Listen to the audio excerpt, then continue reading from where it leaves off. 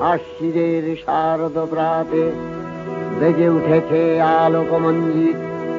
ধরণীর বহিরাকাশে অন্তরিত মেঘমালা, প্রকৃতির অন্তরাকাশে জাগরিত জ্যোতির্ময়ী জগন্মাতার আগমন বার্তা।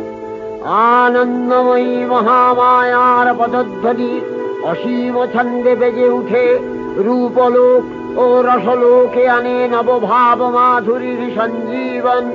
তাই আনন্দিতা শ্যামলী মাতৃকার চিন্ময়ীকে মৃন্ময়ীতে আবাহন।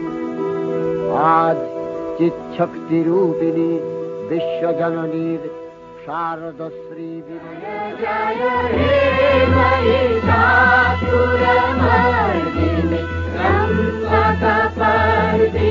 शैलसुते